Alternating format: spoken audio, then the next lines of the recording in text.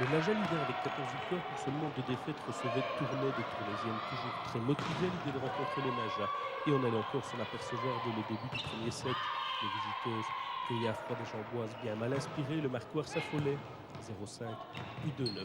Il était déjà temps de stopper l'hémorragie. Dominique Collin demanda alors un premier temps mort, question de resserrer les boulons.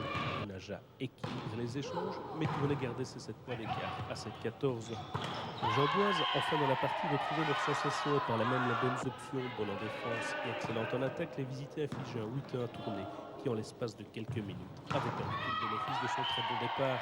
Revenu à 14 partout, le Naja sur sa lancée clôturait la première manche sur la marque de 25-19 après avoir inscrit 16 points pour 4 perdus. Les leçons du premier set bien retenues, le Naja ne se laissait plus surprendre par une équipe de Tournai qui tentait malgré tout de maintenir le contact avec le leader du championnat. Et si le début de set était plutôt disputé, les scores évoluant de 3-2 à 5 partout, puis 8-7, les Jamboises allaient encore une fois accélérer pour donner au score des allures plus favorables à 19-11 puis 22-14. Il ne restait qu'à gérer cette fin de manche, remportée sur le score de 25-22 par le Naja. Le troisième et dernier set sera finalement le plus disputé, même si on imaginait mal les Tournaisiennes capables de véritablement inquiéter les Jamboises.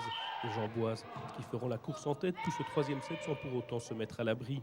Les filles de Dominique Collin parviendront finalement à faire le break en toute fin de partie à 24-21. Tournai, qui se sera battu jusqu'au bout, n'abdiquera finalement qu'à 25-23 sur un service raté. Mission accomplie pour le Naja, toujours leader de la série. Mais on reste prudent, car le titre est encore loin. On peut dire qu'on a repris un rythme, je dirais, valable, parce que au début du deuxième tour, on s'est fait quelques frayeurs. Et là, aujourd'hui, je ne trouve pas que c'était excellent. Enfin, c'était un match un peu particulier, parce que chaque fois qu'on joue contre Tournai, ce sont des matchs assez chauds où on joue bien.